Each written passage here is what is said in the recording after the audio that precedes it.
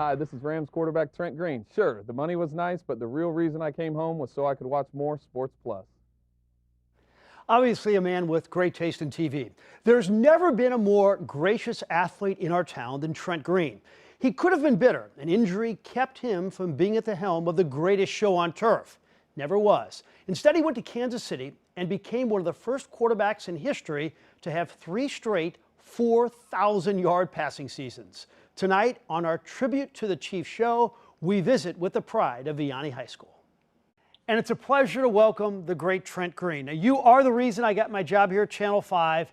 I was trying to impress Mike Bush while I was working in Lexington, drove to Bloomington, Indiana, where you were quarterbacking the team, did a piece, Mike liked it, and I got the job, so I give you full credit. Thank you so much, sir.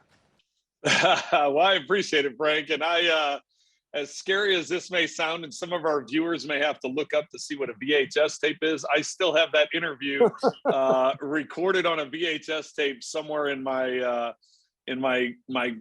box full of stuff from IU. Let's do a little This Is Your Life. It begins at Vianney, where you're a record-setting quarterback. How do you remember beating up on the DeSmets of the world? Well, they beat up on me as much as I beat up on them, but it was, I really enjoyed my time at Vianney, enjoyed my time growing up in St. Louis, still have many friends back in St. Louis. I don't get back there as often as I would like to, but yeah, Vianney's doing a good job. Coach Vermeil told me in Canton this summer that he believes, no doubt in his mind, if you were the quarterback in '99, that team would have won a Super Bowl. Any doubt in your mind?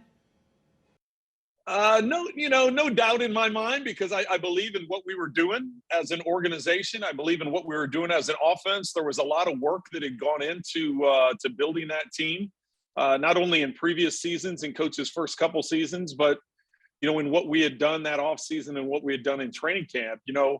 Like I said just a minute ago, we knew we were going to be good offensively. We just didn't know how good. I mean, people ask me all the time, what does the Super Bowl ring mean to me? What does that season mean to me? And I said, selfishly, as much as I would have liked to have been on the field and experienced that whole thing, because that's ultimately what you want as a competitor and as a player, the team and the organization made me feel as important or as valuable as they possibly could for someone that didn't take a snap in the regular season, whether that be including me on road trips once my knee was healthy enough, including me, in meetings and being around the building as much as I could be, traveling with the team, the Super Bowl parade. And you had that magnificent preseason. I believe you were like 28 of 31. Then the Rodney Harrison hit. And I'm wondering, have you ever had a conversation with Rodney Harrison? It probably took about 6 years or so until Rodney came up and said anything to me. I definitely didn't reach out to him. I was waiting to see what he would do.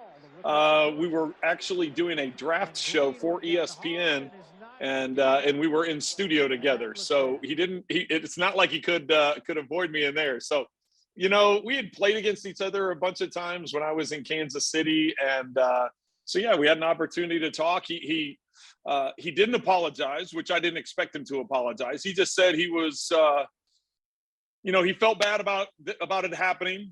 He was excited that I was able to come back and get another opportunity in Kansas City, and was able to extend my career and have some successful seasons in Kansas City. I thought one of the most gracious things I've seen in sports is you making the effort to get to Canton, Ohio when Kurt was inducted. You weren't teammates that long. Why did you feel the need to be there?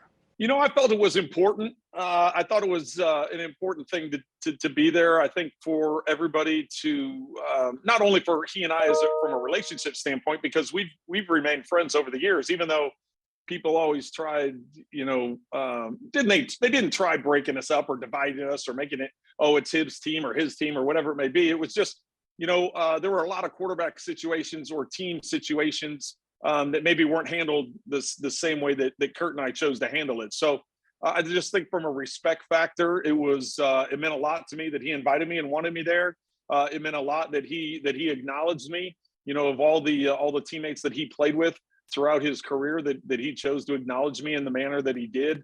That meant a lot to me. Compare the experience of running onto the field at the Dome here in St. Louis as opposed to Arrowhead Stadium, where many people believe it's the best football experience in the league. That game against Tampa Bay in the NFC Championship game, well, the crowd noise in that NFC Championship game it hasn't matched any, I don't think.